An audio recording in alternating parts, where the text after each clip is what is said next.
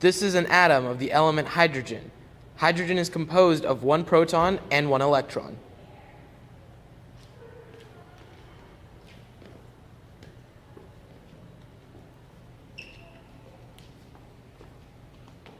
We have now created a helium atom. This is an atom of the element helium. It's composed of 2 protons, 2 neutrons, and 2 electrons. An element is defined as an atom with a unique number of protons. This atom is of the element helium because it has 2 protons, while the hydrogen atom was its own element because it had a different number of protons. When enough energy is applied to any atom, it can form an ion.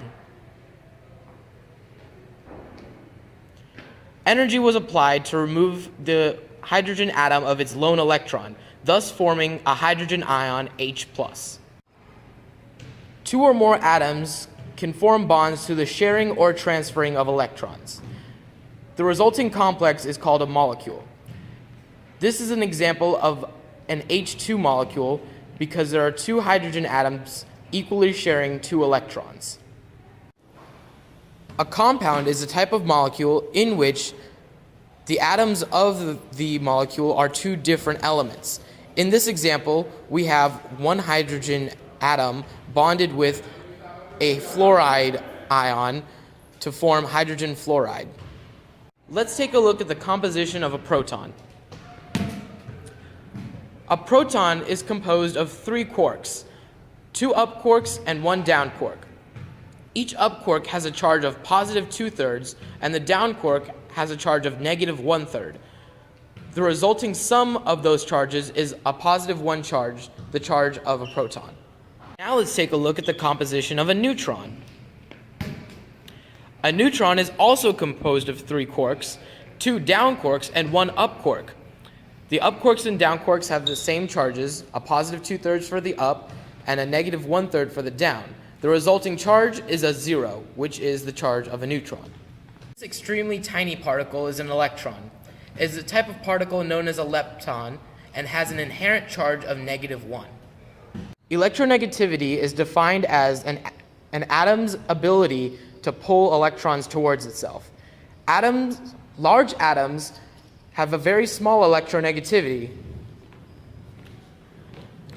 and therefore can only pull a few electrons away from it, towards itself.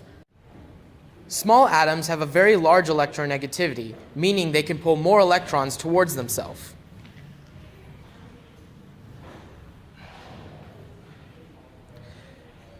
An atom's pull is determined by the amount of shielding that occurs inside the atom. Large atoms have a lot of shielding because there are many electrons already present in the atom, while smaller atoms have less electrons to pull. The difference in electronegativity between atoms causes different bonds to form in molecules. One type of bond is the nonpolar covalent bond, which occurs when atoms of almost or equal electronegativity bond.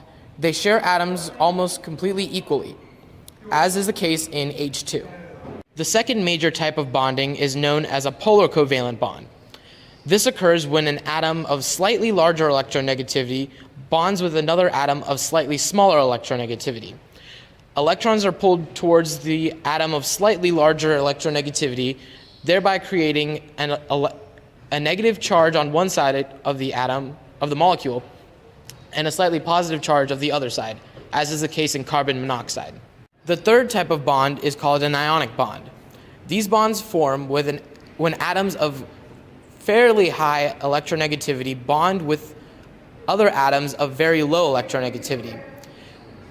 Almost every single electron is pulled towards the higher electronegative atom, thereby causing an electrostatic attraction between the 2 ions, as is the case in hydrogen fluoride. We now move on to the subject of intermolecular forces. The first force is known as the London dispersion force. This force occurs through the random movement of electrons, which cause a temporary positive charge on one end of a molecule and a temporary negative charge on another end. This, in turn, creates charges on neighboring molecules, which creates a weak bond. Among polar molecules, another type of intermolecular bonding is the dipole-dipole bond, in which the positive side of one polar molecule becomes attracted to the negative side of another polar molecule, creating a weak bond. The final type of intermolecular force is a special form of the dipole-dipole bond called the hydrogen bond. In a hydrogen bond, hydrogens bonded to highly electronegative atoms are attracted to highly electronegative atoms of other molecules, creating a much stronger intermolecular bond than dipole-dipole.